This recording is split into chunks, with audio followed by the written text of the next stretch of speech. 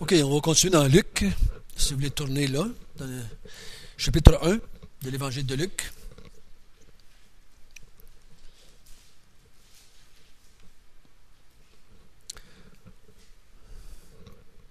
Quel est le but de Luc? Luc avait un but quand il a écrit cela. Donc, il écrit à une personne qui était appelée Théophile, un de ses amis, on pense, une connaissance du moins, et il veut que Théophile ait une certitude profonde dans son cœur que tout ce qu'il a entendu, tout ce qu'on lui a enseigné, était vrai. On ne sait pas qui l'avait enseigné à Théophile. Est-ce que c'est Luc lui-même qui avait déjà parlé? Est-ce que c'était quelqu'un d'autre? On ne sait pas. Mais une chose est certaine, c'est que Luc juge bon d'envoyer à Théophile des arguments, des preuves, des données pour qu'il puisse être convaincu dans son être intérieur que ce qu'il a entendu est vrai. Ça nous dit quoi? Ça nous dit que la conviction qui est dans notre cœur, que ce que nous croyons est vrai, ne vient pas seulement que de l'intérieur. Le Saint-Esprit aurait pu convaincre Théophile que c'était vrai. Des gens, des chrétiens très spirituels, auraient pu dire « Dieu va te convaincre. Le Saint-Esprit est en toi, puis va te convaincre que c'est vrai cette affaire-là. » Mais il semble que ce n'était pas tout à fait ce que la pensée de Luc. Luc veut donner à Théophile aussi des arguments humains. Des noms, des places, des villes, des personnages. Il veut aller voir, il dit, j'ai fait des recherches exactes auprès des témoins oculaires. Et je suis bien convaincu personnellement que quand Luc a eu fini, Luc était lui-même plus convaincu de ce qu'il croyait. Lui-même était plus convaincu. Moi, je suis allé en Israël 2000 ans plus tard et ça m'a convaincu. Plus encore que ce que je croyais était vraiment correct. Juste parce que j'ai eu des preuves terre à terre, tangibles. J'ai vu des villes, j'ai vu des lacs, j'ai vu des montagnes. J'étais allé me promener en bateau, ce que Jésus a marché sur l'eau, sur un lac. Je me dis, Jésus un jour a marché sur ce lac-là. Tu sais, là. J'ai vu des places. Ça m'a donné une conviction que ce pays-là, que je lis à tous les jours, que j'étudie, existe vraiment. C'est pas des airs, c'est pas quelqu'un qui a inventé ça. J'ai vu le calvaire, puis il dit que le calvaire, ça s'appelle le crâne, puis j'ai vu, c'est vraiment la forme d'un crâne. Il y a vraiment des trous dans la roche qui fait penser aux yeux, puis un nez, une tête de squelette. Ça va vraiment penser à ça. Mais ils ont raison, c'est ce que je lis, c'est vrai. Voyez-vous, c'est un argument bien terre à terre, ça. Mais pourtant, ça nous aide à d'être convaincus que ce que nous croyons, c'est vrai. Donc, des fois, il ne faut pas être plus spirituel que le pape, comme on disait en québécois. Hein? Il faut s'asseoir et dire, oui, Luc a donné à Théophile des choses vraiment terre à terre, qui a fait des recherches, que humainement parlant, il a fait toutes les recherches qu'il pouvait faire. Il y avait un professeur qui s'appelait Roger Nicole. Il dit, allez toujours plus loin que vous pensez d'être capable dans votre tête, humainement parlant. Et laissez de rester au Seigneur. Mais allez jusqu'au bout de ce que vous pouvez faire par vous-même.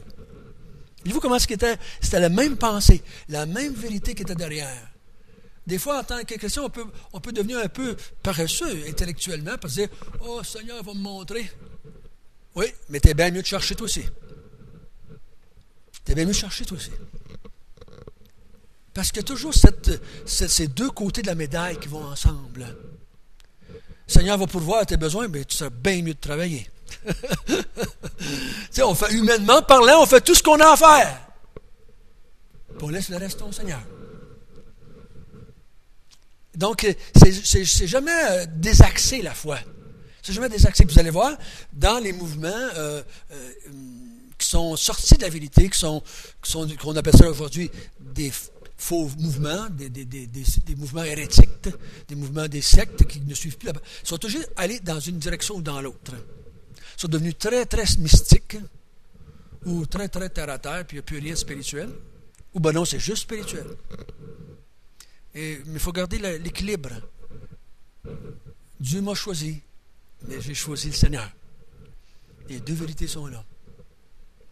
Et les deux sont 100% vrais. Pas 50-50. 100% les deux. Et donc, on a vu que Luc, la première chose qu'a parlé avec Théophile, c'était la visite de l'ange Gabriel à Zacharie. Qu'est-ce qu'il dit à Zacharie? C'était quoi le message?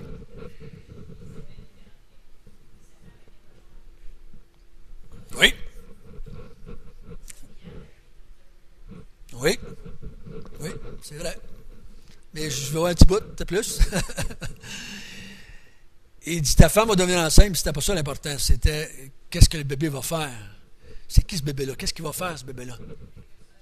C'était le précurseur du Seigneur. Il n'a pas appelé Jésus, mais il a appelé le Seigneur. Parce que nous, on sait que c'est Jésus. Parce que dans leur tête, le Seigneur, c'était plus que Jésus. C'était Dieu, dans la tête de Zacharie. Il dit, c'est lui qui va préparer le chemin du Seigneur.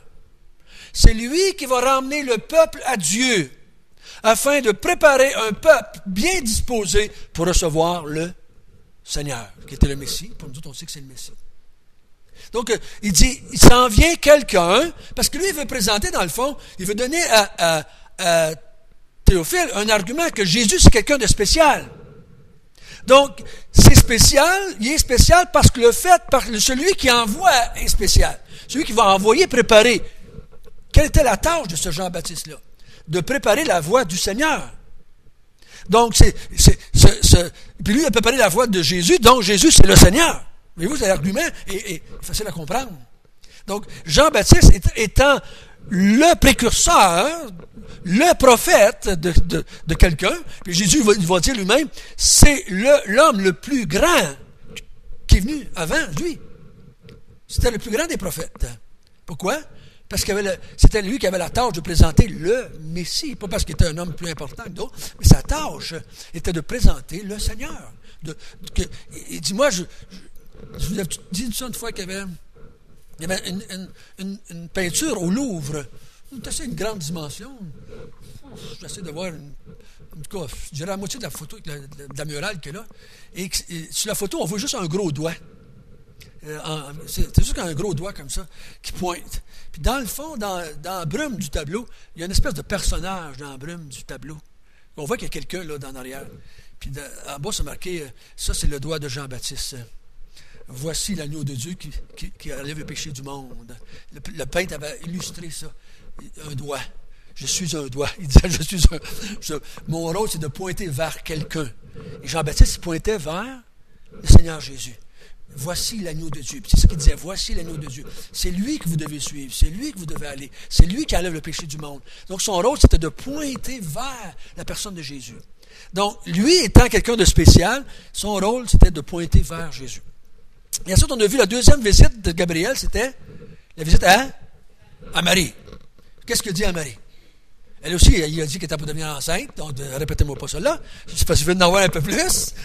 Qu'est-ce qu'il a dit? Tu vas devenir enceinte, puis c'est quoi le hic? C'est quoi? Parce que je pourrais dire ça à quasiment toutes les femmes du monde, tu vas devenir enceinte, puis ça c'est correct. Mais il y avait du spécial, là.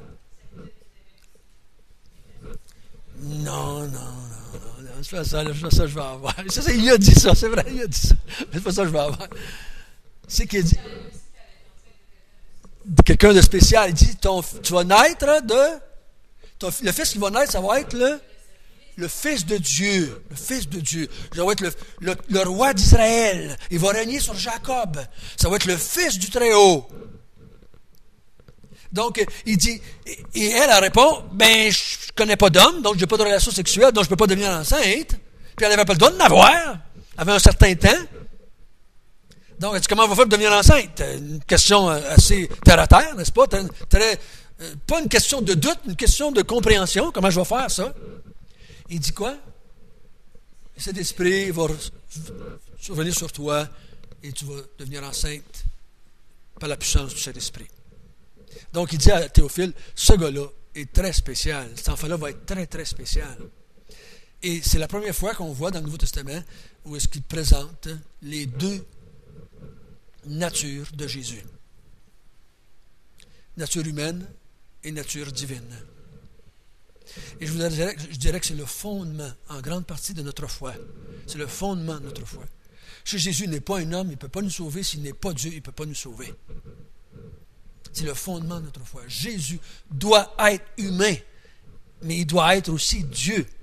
Et si Théophile reçoit la vérité à travers Luc, à travers Gabriel, qui vient de Dieu, cet enfant-là va avoir deux natures. Nature humaine parce qu'il est né d'une femme, et nature divine parce que son père, c'est Dieu lui-même, c'est le Saint-Esprit. Donc, c'est tout. Et ça l'explique, je l'ai dit la semaine passée, ça l'explique beaucoup de passages de la Bible qui ne seraient pas compréhensibles si on n'avait pas cette vérité-là. Si on n'avait pas ce fait-là. C'est pour ça que les témoins de Jéhovah sont complètement des patates. Là, je ne parle pas contre certaines personnes, je parle de leur doctrine. Ils sont complètement des patates parce qu'ils ne croient pas que Jésus, c'est Dieu. Donc, il y a beaucoup de passages qui interprètent faussement. Parce qu'ils ne croient pas qu'il est Dieu. Donc, ça ne peut pas.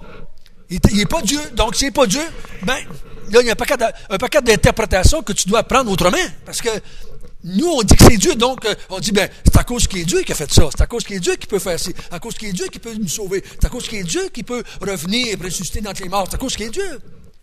Mais les autres disent, non, il n'est pas Dieu, donc il faut qu'il interprète. Il dit, il n'est pas ressuscité, il n'est pas vraiment ressuscité, Jésus. C'est un autre corps que Dieu lui a donné, mais il n'est pas vraiment ressuscité. Donc, il interprète un paquet de choses de travers, parce qu'il n'accepte pas que Jésus a deux natures. Nature humaine et nature divine. Et pour nous, en tant que chrétiens, quand on lit, on doit garder cet équilibre-là entre les deux. Puis là, des fois, on dit, ben là, oui, on comprend parce qu'il est Dieu. C'est pour ça qu'il savait ces choses-là. Ah, ben là, OK, là, il pleurait. Ah, ben c'est parce qu'il était humain. Okay?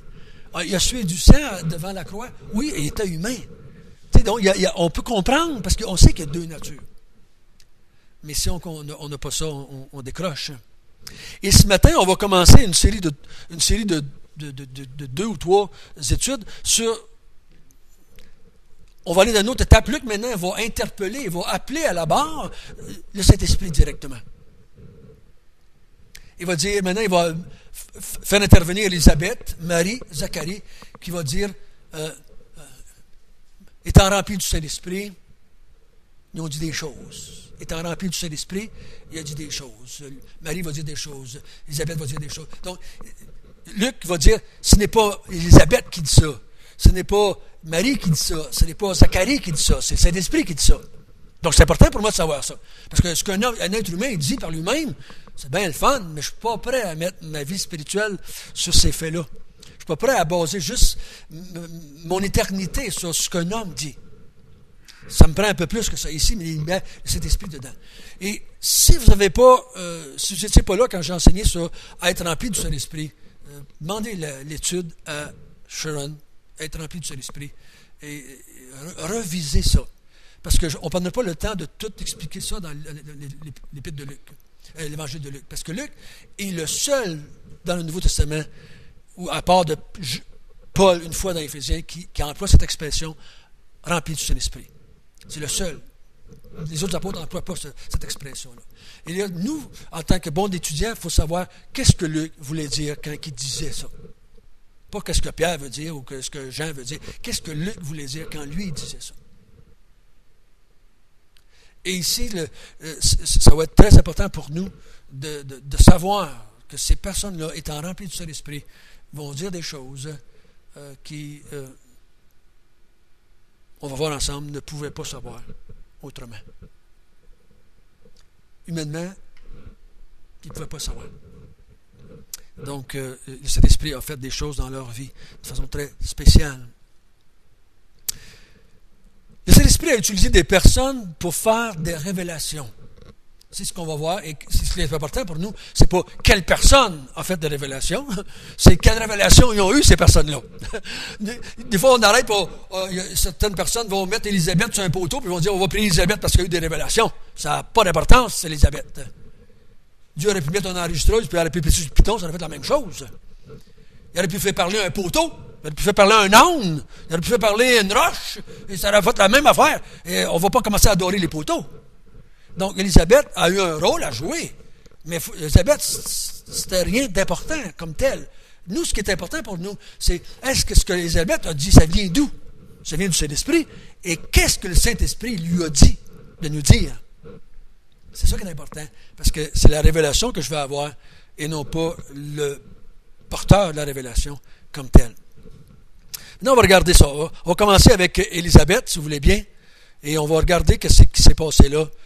C'est le verset 39, si je ne me trompe pas. Non. Oui, c'est ça, 39, excusez. Chapitre 1, verset 39. Dans ce même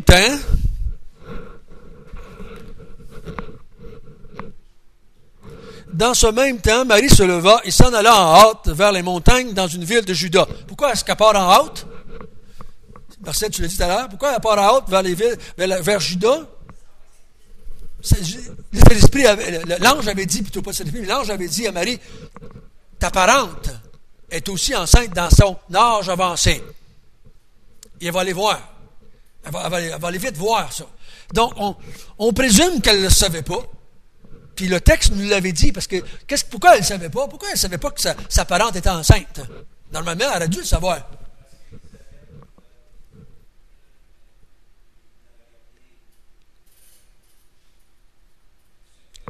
Elle s'était cachée, elle avait caché ça. C'est pas si elle avait mis une robe plus grande pour pouvoir pas montrer quand sa bédaine grossissait un petit peu. Mais, je sais pas.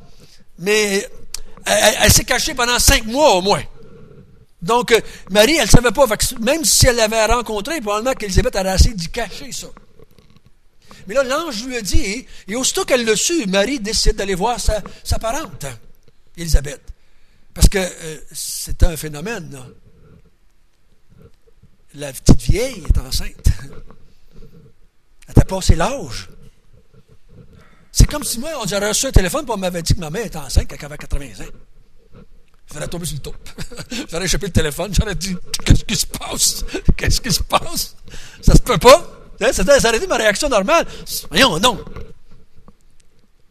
Et là, qu'est-ce que tu dis?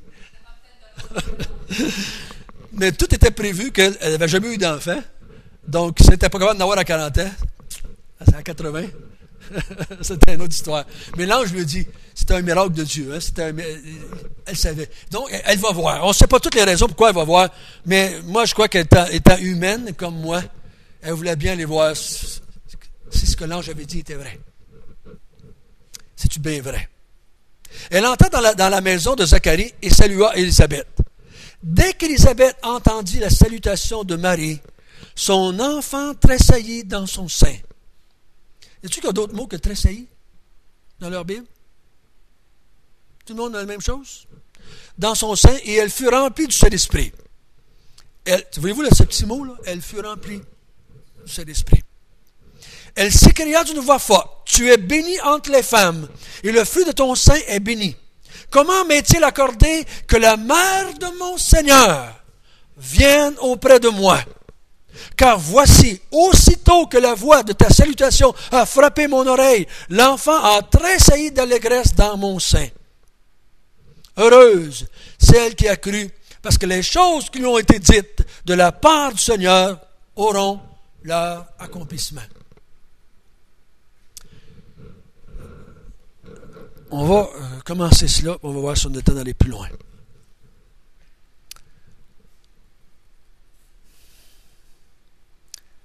La réaction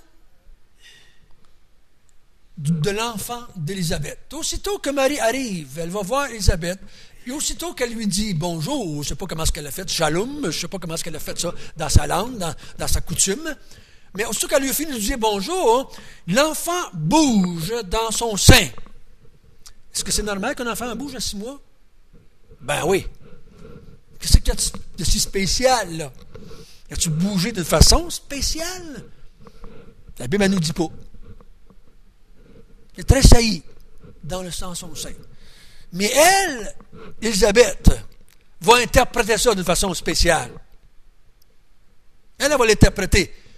Parce qu'à ce moment-là, quand l'enfant bouge, elle, en même temps, il arrive quelque chose dans sa vie, elle est remplie du Saint-Esprit. Elle n'était pas avant. Elle n'était pas avant. Elle fut remplie à ce moment-là. Et elle fut remplie aussitôt que l'enfant a tressailli. En même temps, elle est remplie du Saint-Esprit. Et elle interprète ce mouvement de cet enfant-là d'une façon très spéciale. Là, il y a un grand débat. Il y a un grand débat à savoir, est-ce que Jean-Baptiste, qui était dans le sein de sa mère, avait compris d'une façon quelconque que, à travers la peau, à travers le placenta, à travers tout ça, il a compris que Marie était là, puis qu'elle était enceinte du Messie. Il y a un grand débat chez les chrétiens. Voilà. C'est le verset que j'ai écrit ici. Chapitre 1, verset 15. L'ange dit à Zacharie, cet enfant-là va être rempli du Saint-Esprit dans le ventre de sa mère. Ça, c'est assez spécial. Il y a un mouvement, je ne me souviens pas du nom, que j'ai rencontré un homme qui était là-dedans, et il m'a dit, les élus de Dieu, ceux qui sont élus dès la fondation du monde, le Saint-Esprit vient en eux, il commence à les diriger dès le sein maternel, comme Jean-Baptiste. Je prenais ce verset-là pour dire ça. Pas tout à fait d'accord, personnellement. Mais ici, ça s'est passé, là. D'une façon quelconque qu'on ne peut pas expliquer, nous, l'Esprit Saint a travaillé dans cet enfant-là, qui était là, dans le ventre d'Élisabeth, et lui a fait comprendre quelque chose de spécial se passait là. Et l'enfant a bougé, peut-être d'une façon spéciale, je ne sais pas, mais d'une façon quelconque, c'est que, étant rempli dans le sein de sa mère, je peux vous dire que ce n'est pas tous les enseignants qui diraient ça. C'est mon interprétation. Donc, vous avez le droit d'en avoir un autre. Et si vous voulez en trouver un autre, vous savez, il y a d'autres théologiens qui pensent autrement. Je ne vous dis pas que j'ai la science infuse ce matin. Mais je l'interprète de même. Okay? Que c'est ce 1,15-là, chapitre 1, verset 15, ce qui dit que Jean-Baptiste va être rempli du Saint-Esprit, c'est là que ça se manifeste. Que c'est la seule chose qu'on a qui se passe pendant qu'il est dans le sein de sa mère. Et on voit qu'il a compris quelque chose qui se passait, que Marie était là et que le Messie était présent.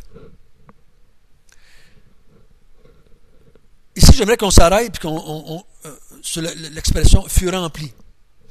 Le texte ici, pour juste donner une petite idée, « fut rempli » du Saint-Esprit. En français, le verbe est à quel temps? C'est ceux qui connaissent sa grand-mère. Non. « Fut rempli ». Non, c'est un passé. C'est un passé. C'est un passif. C'est un passif. Ça veut dire quoi? Le sujet subit l'action. Le sujet subit l'action et ne fait pas l'action. Elle ne s'est pas remplie du Saint-Esprit. Elle s'est faite remplir par le Saint-Esprit. C'est le Saint-Esprit qui a fait un acte en Élisabeth comme en Jean-Baptiste. Être rempli d'esprit ne dépend pas de nous. Ça dépend du Saint-Esprit. Et toutes les fois que cette expression-là revient dans Luc et dans les Actes des Apôtres, toujours, le verbe est au passif. Ça ne dépend jamais de celui qui est rempli, dans le fait qui est rempli. Il a subi l'action de quelqu'un d'autre dans sa vie. Le Saint-Esprit est venu sur Élisabeth, il l'a rempli, et Élisabeth a fait de quoi? À la Pentecôte, le Saint-Esprit est descendu sur les 120, s'il y en avait 120, et il les a remplis, sans qu'il le demande, sans qu'il fasse rien, il les a remplis, et ils ont parlé en langue. Ils ont subi l'effet d'être remplis. Ce n'est pas nous qui nous remplissons, c'est nous avons été remplis par le Saint-Esprit. C'est une action divine. C'est une action complètement souveraine de la part de Dieu. Quand les gens vont vous dire « Remplis-toi du Saint-Esprit », dites-lui qu'il a à se faire. C'est pas mis dans le trafic. Le Saint-Esprit vous a rempli du Saint-Esprit. C'est fait. Il ne faut pas se comparer avec Élisabeth. Elle était avant la Pentecôte. Elle a été remplie, le Saint-Esprit est sorti, puis elle n'était plus rempli. C'était fini. Nous, on était remplis une fois, le jour de notre salut, pour l'éternité. On n'est jamais pas rempli. On est toujours plein. Le Saint-Esprit est venu en nous et il nous a remplis de sa présence et c'est terminé. On est toujours là. Il est toujours là. Il ne va jamais partir de là. Dans l'Ancien Testament, il venait, il partait. Il venait, il partait. Dans le Nouveau Testament, il est venu. Et quand il est rentré en moi, il a rempli, bon, je pourrais dire, mon cœur, si j'emploie l'expression, de sa présence. Et je suis rempli pour toujours. Et elle étant remplie ici, du Saint-Esprit, le Saint-Esprit va la pousser à dire quelque chose. Et c'est ça qui est important. Et je vous encourage, si vous avez le temps, faire une petite étude, prenez une concordance, prenez Luc et les Actes des Apôtres, sortez toutes les fois le mot rempli du Saint-Esprit, faites une recherche, ça va vous aider à être convaincu de ce que je vous ai dit, je pense que c'est correct. Et quand le Saint-Esprit nous remplit quelqu'un, il y a toujours des effets.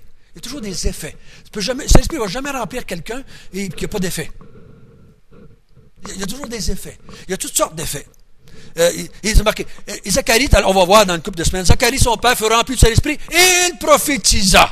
Donc, il va annoncer des choses, il va parler de la part de Dieu. À une autre place, c'est marqué Siméon. On va voir, on va utiliser Siméon un peu plus loin. Siméon va être rempli du Saint-Esprit et il va faire des choses. Il va se rendre au temple, il va prendre le petit Jésus qui arrive, là, si on l'appelle de même, petit Jésus, parce qu'il était petit à ce moment-là, il le prend dans ses bras, puis il lève et dit, voici le salut d'Israël. Comment est-ce qu'il fait pour savoir ça? C'est l'Esprit qui avait dit ça. C'est lui qui l'avait conduit là. Donc, c'est l'Esprit, le terme c'est poussa. Il a poussé Simon. Une place, il dit, il avait été divinement averti par le Saint-Esprit. Il vint au temple poussé par l'Esprit. Même Jésus, rempli du Saint-Esprit, on va voir au chapitre 4, il est parti et s'est allé au désert. Jésus parlait au désert par lui-même. Étant rempli du Saint-Esprit, la Bible nous dit, le Saint-Esprit l'a emmené dans le désert afin qu'il soit tenté. Le Saint-Esprit pousse, dirige, conduit, avertit.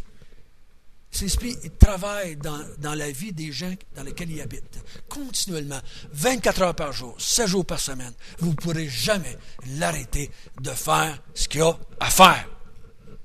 C'est lui qui a pris le contrôle de notre vie quand il habite en nous. Ça, c'est une vérité moi, qui me fascine, qui m'émerveille de comprendre ça, que le Saint-Esprit est en moi, Dieu est en moi, et il a pris contrôle de ma vie, et il me dirige, il me conduit, il m'illumine, il me fait comprendre, il me convainc, il me fait un paquet d'affaires en dedans de moi. Il est là pour y rester. Pour y rester. Je suis le temple du Saint-Esprit. Maintenant, regardons la révélation qu'elle a faite, qu'elle va dire, qu'elle va donner. Verset 42. Elle s'écria d'une voix forte, « Tu es bénie entre les femmes, et le fruit de ton sein est béni. » En français, ça paraît un petit peu moins. Dans la langue originale, « Tu es béni », c'est employé, c'est un superlatif. C'est un superlatif. Ça veut dire quoi quand on dit que c'est un superlatif? C'est plus que. Ici, le texte dans la langue originale, il nous dit que tu es la plus bénie de toutes les femmes. C'est ça qu'il va dire pour ça. Toutes les générations vont me dire bienheureuse. C'est la même pensée, là. Il dit, Marie, tu es bénie entre toutes les femmes de tous les temps. Tu es la femme la plus spéciale qu'il n'y aura jamais. Ben, c'est assez intéressant, ça. Marie, elle doit se dire, ah ouais, pourquoi? Qu'est-ce qui se passe avec moi? Pourquoi je suis si spécial que ça, là? Puis en même temps, elle dit, ton enfant aussi, c'est au superlatif. Lui, il est béni entre tous les enfants du monde entier. Vous êtes deux personnages spéciaux. Vous êtes bénie entre toutes les gens sur la terre. Il n'y en aura pas d'autres comme vous autres. Marie était la seule femme du monde à devenir enceinte de Dieu. Hein? C'est la seule comme ça. C'est la seule qui est devenue enceinte étant vierge. Il n'y en a pas eu d'autres. Il y en a qui essaient de nous faire croire ça. Vous savez, dans les anciennes religions avant Jésus, il y a des prophétesses qui sont devenues enceintes aussi, sans être avec des hommes. Jésus, ce n'est pas la première histoire qui est sortie comme ça. Il y en a d'autres histoires aussi dans l'ancienne Égypte. Il y a une femme qui était une prophétesse, je ne me souviens pas du nom, qui s'est devenue enceinte par un rayon de soleil qui était Dieu, qui était la manifestation de Dieu. Elle s'est devenue enceinte comme ça aussi. Donc, tu sais, si vous avez jamais lu le livre La Plagia, le christianisme, c'est une plagia de l'Égypte, une copie. Il dit d'avoir dans le livre une mauvaise copie de la foi égyptienne. Tu m'avais parlé de ça, tu m'avais parlé de ça, tu m'avais passé le livre Christ païen, le Christ païen, ça vient de certaines vérités qui sont là, dans ce livre-là aussi, dans ce sens-là. Donc, mais ici, c'est spécial. Donc, Marie, elle est bénie entre les femmes, entre toutes les femmes du monde, et le fruit de ton entraille, donc l'enfant que tu as, est aussi béni entre tous les enfants du monde. C'est la première chose qu'elle dit. Pour qu'elle puisse dire ça, elle ne pouvait pas dire ça par elle-même en tant qu'humaine. Il faut que le Saint-Esprit qui a fait dire ça. Parce qu'elle était remplie, puis elle dit ça. Donc, automatiquement, Théophile dit, bon, OK, ce personnage-là, cette femme-là, cet enfant-là qui sont là, ça va faire quelque chose de spécial. C'est quelque chose d'extraordinaire qui se passe là. C'est la femme la plus importante du monde, dans ce sens-là, et l'enfant le plus important qui va passer dans ce monde aussi. Et là, elle dit au verset 43, « Comment m'a-t-il accordé que la mère de mon Seigneur vienne auprès de moi? » La mère de mon Seigneur. Donc, de façon divine, elle est avertie que Marie est enceinte d'abord. Parce que Marie non plus, il n'avait pas dit. Donc, elle l'a su par la puissance du Saint-Esprit. Elle a eu une révélation que Marie est enceinte parce que si elle l'a su, puis elle est partie, puis Élisabeth avait 6 mois, Marie, ça ne paraissait pas encore. Là. Okay, même si ça faisait 3-4 jours, maintenant une semaine ou 2 semaines au plus, même si ça aurait fait 3 semaines, premier bébé, 3 semaines, ça ne paraît pas fort. Mais elle le sait. Elle sait que Marie est enceinte, mais elle sait même de qui elle est enceinte. Elle est la mère du Seigneur. C'est là que devient le verset, la vérité qui dit que Marie est la mère de Dieu. C'est de ce verset-là que les catholiques se servent pour dire que Marie est la mère de Dieu. Puis que souvent, nous, on dit, non, elle n'est pas la mère de Dieu, elle est la mère de Jésus. Et le texte dit, elle est la mère du Seigneur. La mère du Seigneur. Et dans le cœur d'un juif, nous, on va comprendre, avec la naissance de Jésus et tout cela, que Jésus est ce Seigneur-là. Mais ici, c'est vraiment spécial. Elle est la mère de mon Seigneur. Puis tout à l'heure, elle va parler que, juste le verset un peu plus bas, les choses que... Ici, là, entre chapitre 1 et chapitre 3, 4, là, il est très difficile de faire la différence entre... vous ne pouvez pas séparer Seigneur de Dieu. Seigneur, c'est Dieu, Dieu, c'est Seigneur. Dans la tête d'Élisabeth, Marie était la mère de Dieu.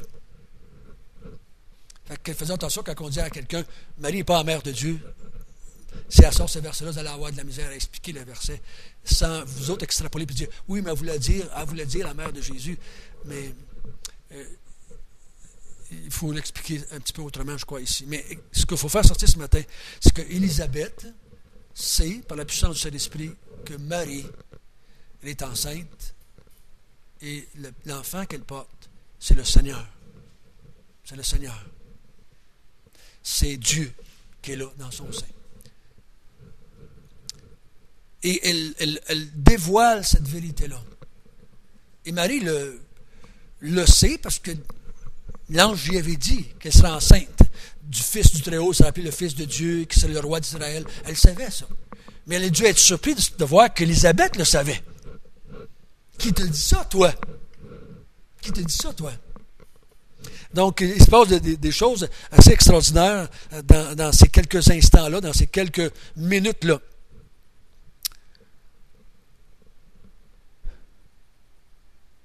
Et ensuite, au verset 45, « Heureuse celle qui a cru, parce que ces choses qui lui ont été dites de la part du Seigneur auront leur accomplissement. » Donc, elle dit à Marie, le Saint-Esprit dit à Marie, ou Dieu dit à Marie à travers Élisabeth, tout ce que je t'ai dit, tout ce que l'ange te dit, ça va s'accomplir. Donc, elle sait que Marie a eu des révélations, et elle confirme que tout ce qu'elle a entendu de la part de Gabriel, ça va s'accomplir. Donc, quelle est la révélation qu'elle donne? Qu'est-ce qu'elle a reçu comme révélation? Essayons de résumer ça. Qu'est-ce que Théophile entend là? Qu'est-ce que nous on entend aujourd'hui? Qu'est-ce que Élisabeth, par le Saint-Esprit, dit?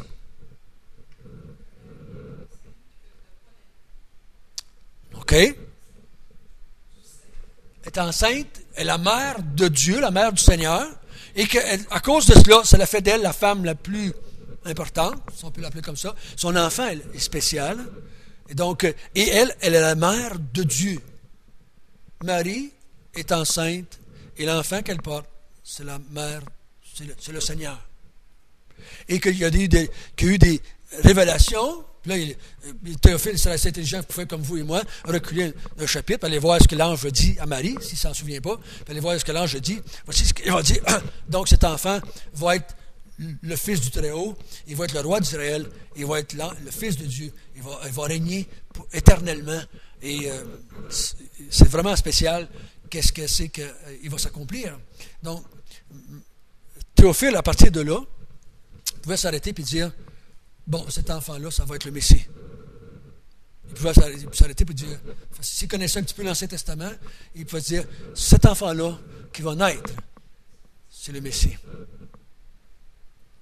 Mais c'est pas sûr que tout conclut que ça, mais il aurait dû conclure que c'était le Messie. Parce qu'il avait, l'ange lui a dit à Marie cela. Donc Marie part, elle, à son tour. On va en faire un petit bout. Mon âme exalte le Seigneur. Marie, à son tour, va partir. Et elle on ne dit pas qu'elle était remplie du Saint-Esprit.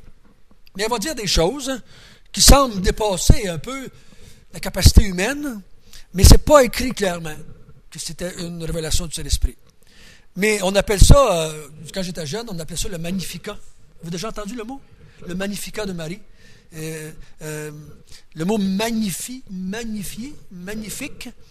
c'est un chant, hein? C'est un peu une espèce de poème que Marie elle a composé. C'est un chant et c'est quelque chose qui est chanté.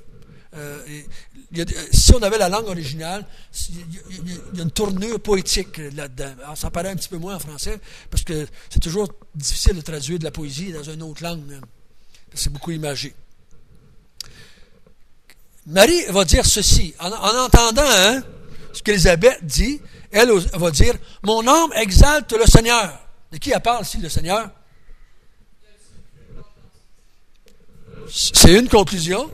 D'autres, j'ai d'autres choses qu'elle dit là? Dieu. Donc, on pourrait faire les deux. Ça, c'est très difficile de séparer les deux. Mais elle a dit, mon âme exalte le Seigneur. Et mon esprit se réjouit en Dieu. Donc, je suis obligé de conclure, à cause c'est de la poésie, que c'est Dieu capable. Elle ne parle pas de l'enfant dans d'elle. Elle parle de Dieu, le Seigneur. Parce que dans la langue, là, c'est une répétition. Un peu comme dans les psaumes. Mon esprit se réjouit en Dieu, mon Sauveur. Donc, ici, Marie dit...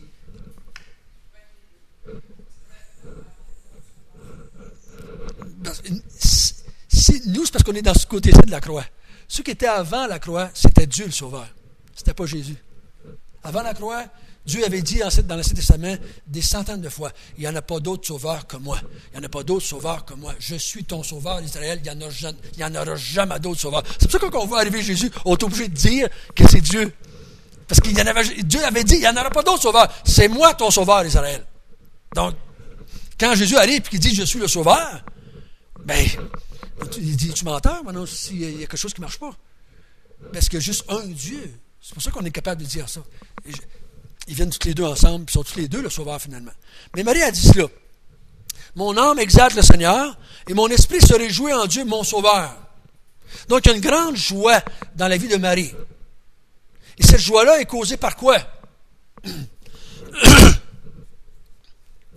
Qu'est-ce qui cause la joie de Marie? À cause de ce qu'elle a entendu, par l'ange et par Élisabeth. Il y a une grande joie dans son cœur. Elle exalte. Le mot exalter, c'est élever, soulever. Elle exalte. Elle a une grande joie dans son esprit, dans son être intérieur, parce que Dieu est son sauveur. Et Dieu est son Seigneur. Et elle a entendu des choses merveilleuses, là. Et du fait que, encore plus pour elle, que c'est elle qui avait été choisie pour que ces choses-là se passent en tant que femme. Donc, c'est vraiment une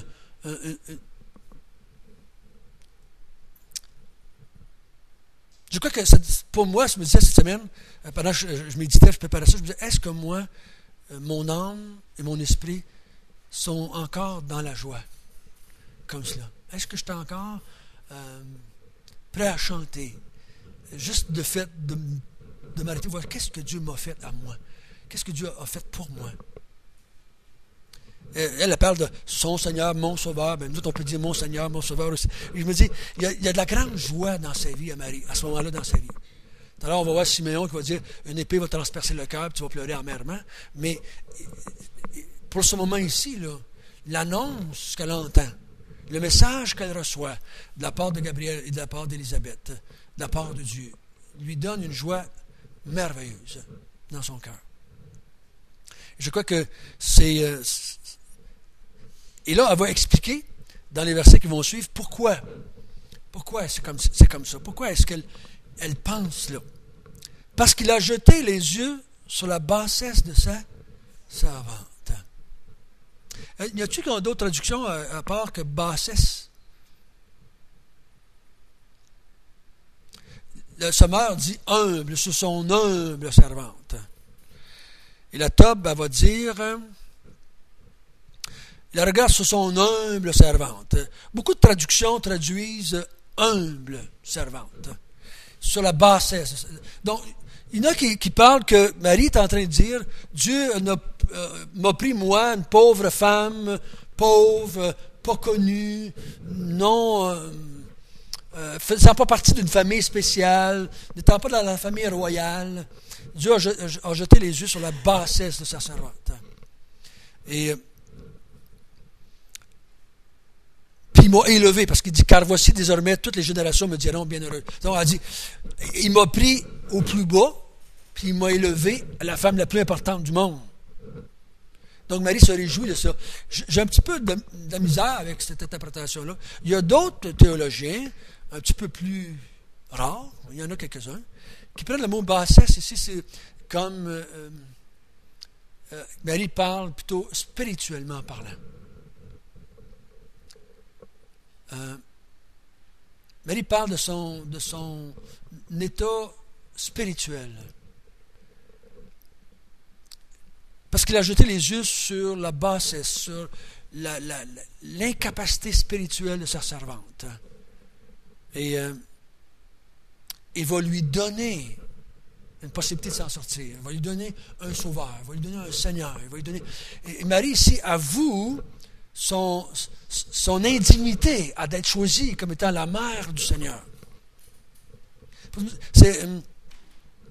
En tout cas, je vous encourage il est difficile à interpréter un petit peu le mot parce qu'il n'est pas utilisé souvent dans les Écritures. Et moi, j'irais dans cette direction-là. Marie ici avoue son incapacité, ou son ingratitude, ou le fait qu'elle est indigne d'avoir été choisie pour être la mère de Dieu, la mère du Seigneur. Et c'est il a jeté, ou Marie a dit, Dieu a jeté le regard sur moi, mais il a vu le besoin qu'on avait. Il a vu le besoin qu'on avait. Et il a décidé de m'utiliser pour rencontrer ce besoin-là qu'on avait d'être sauvé. Puis elle dit au verset 49, « Parce que le Tout-Puissant a fait pour moi de grandes choses, son nom est saint. » Donc, elle elle dit, il m'a choisi, il a jeté les yeux sur moi, il m'a pris et il m'a élevé, il a fait de moi quelqu'un de très important. Si on le prend juste au niveau humain, c'est vrai que Marie va changer de statut, de ses sens. Elle va devenir la mère du Messie. Mais humainement parlant, est-ce quelque chose qui va changer? Elle va rester la pauvre femme qu'elle était. En plus, elle va être obligée de se cacher, fuir, s'en aller en Égypte, elle va fuir sa ville. Puis personne ne va croire que cet enfant-là, c'est le roi du ciel, le roi d'Israël, qui est le roi du ciel, puis que c'est Dieu fait chair. Il n'y a personne qui croit ça, là. Il va mourir, puis quasiment tout le monde ne l'aura pas cru. Donc Marie, quand elle dit, tu m'as pris dans l'humilité et tu m'as élevé, je pense pas qu'elle est en train de dire, ils vont me prier maintenant pendant des milliers d'années. Je pense pas qu'elle pense ça. De quoi qu'elle parle? C'est pour ça que je dis qu'elle parle plutôt de spirituellement, parce que spirituellement, là, sa vie va changer. Elle va passer de la mort à la vie, elle va passer des ténèbres à la lumière, et sa vie va être transformée pour toujours. Et je crois qu'elle parle plutôt de cela que de dire, maintenant, je loue Dieu, je bénis Dieu, parce que j'étais une pauvre femme, maintenant je vais devenir la mère du Messie, et je vais être quelqu'un d'important. Je ne pense pas qu'elle pense ça. Je ne pense pas que c'est ça que le Saint-Esprit voudrait qu'on comprenne. En tout cas, ce n'est pas mon idée personnelle. Humainement parlant, je sais que Marie a pensé ça. Hein? Humainement parlant, on est assez tortueux pour penser ça. Puis Marie était aussi humaine, comme nous. C'est vrai, hein? C'est pareil comme dirait François, je t'annonce que tu vas avoir un enfant, puis il va devenir le premier ministre du Canada. Tu dis, oh, c'est le fun, ça, c'est intéressant. Ça va nous donner des privilèges. On est assez tortueux pour penser ça. Hein? Tu sais, la petite annonce, le 6,49, faites attention comment vous vous comportez avec les gens qui gagnent le 6,49. Ceux qui achètent le 6,49. Parce qu'un coup qu'ils gagnent, si tu n'as pas été gentil avec lui, tu n'auras pas. Mais c'est pareil ici. Marie, je crois qu'elle va un petit peu plus haut que ça. En tout cas, je pense. Et qu'elle est en train de parler. Dieu a fait de grandes choses pour moi. C'est qu'il m'a pourvu d'un Messie, il m'a pourvu d'un sauveur. Il a regardé ma situation spirituelle. Il sait comment je suis basse, il sait comment je ne mérite pas, mais il m'a choisi quand même. Il a fait de grandes choses pour moi. Il m'a donné le privilège de faire naître le Messie, qui va devenir mon sauveur. Devenir mon sauveur. Et je crois que c'est plutôt ça qu'elle parle, et que de son statut social qui va changer, dans ce sens-là. On va arrêter là. On continuera la semaine prochaine, il est déjà 1h30. On continuera ça ensemble, puis on commencera à regarder Zacharie ensemble, qui va dire d'autres vérités. Et c'est impressionnant, hein, que tout ce qu'on dit sur cet enfant avant qu'il soit né, avant qu'il soit au monde,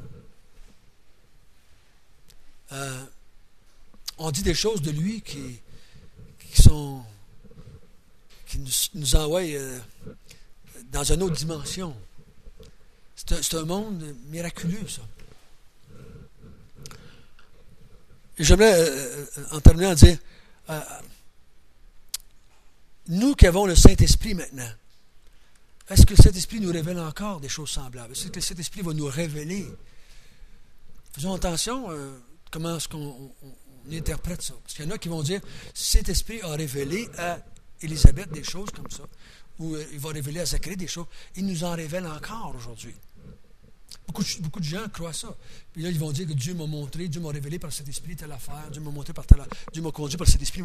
Faisons attention. Qu'est-ce qui fait de bien comprendre que peut-être qu'il y avait quelque chose de spécial qui se passait là?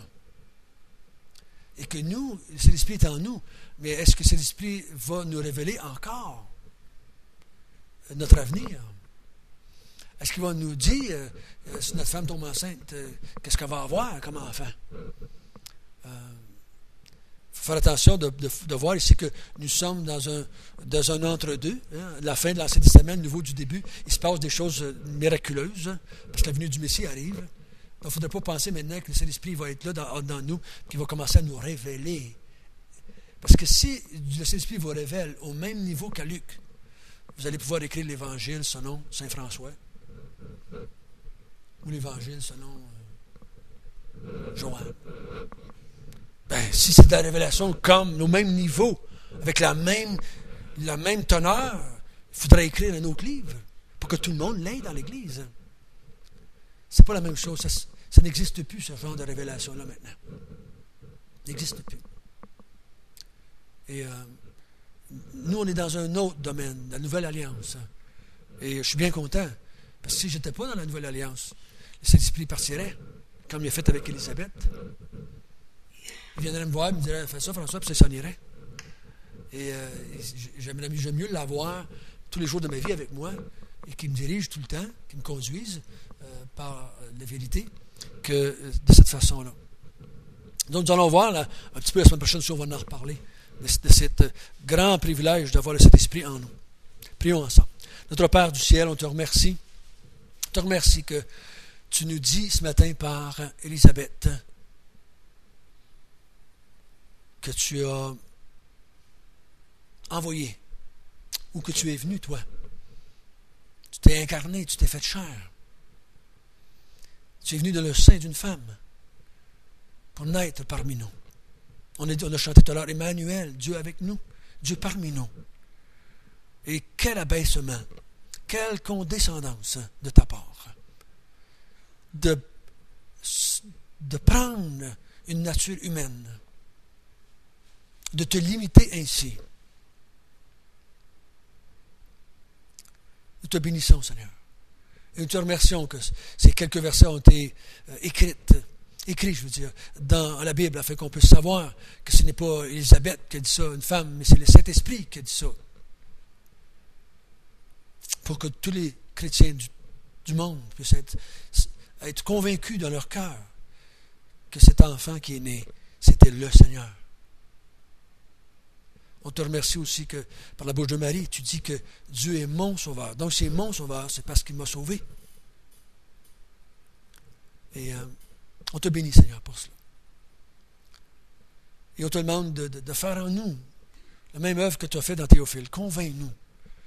Rends-nous toujours de plus en plus forts dans la foi, que ce que nous croyons est vraiment la vérité. Et nous te bénissons au nom du Seigneur Jésus. Amen.